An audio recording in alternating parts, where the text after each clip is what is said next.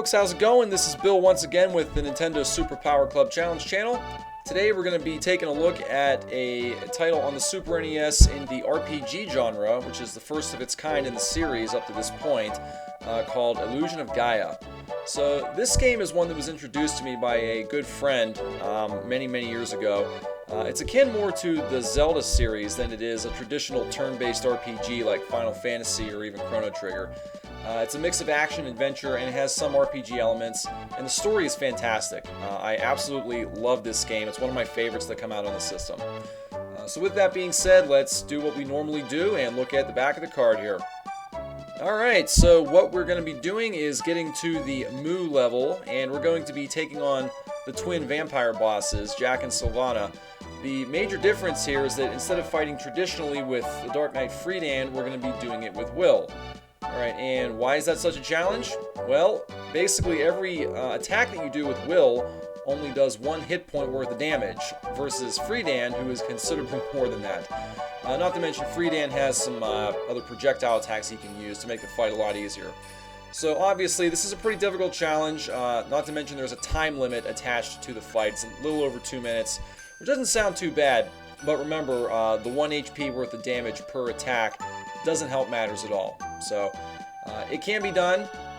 Very difficult, but it can be done, and I hope you guys like this one.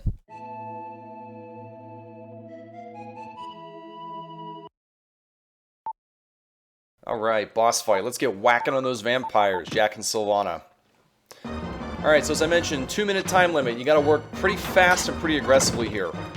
Easiest thing to do is focus on 1 vampire at a time.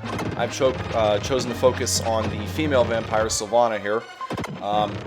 One thing you want to really keep in mind with this fight, it doesn't matter which vampire you're going against, but when you do a slide, you become invincible for that brief period of time that you are sliding. So if you see a projectile coming at you, particularly from Jack, make sure that you go ahead and use that slide to absorb any damage that you may take.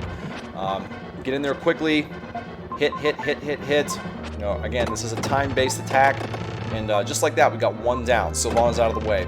You're going to notice that I have quite a few herbs saved up for this battle here. I have not used a single herb from the start of the game up until right now, and that is on purpose. You're going to want as many herbs as you can possibly get because, again, you got to get in close.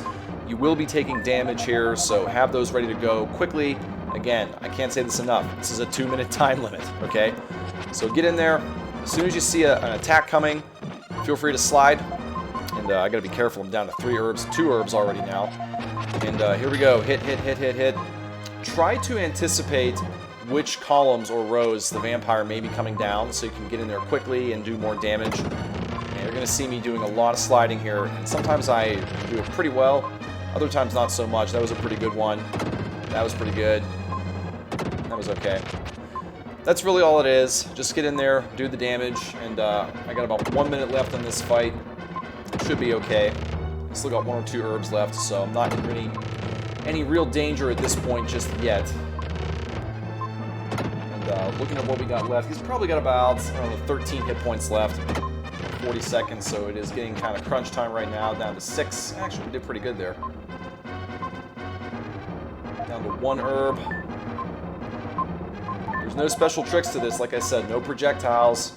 Freedan makes the fight much easier. You don't recognize how good you have it until you don't. And just keep at it and he will go down. And just like that, looked impossible, but we got it.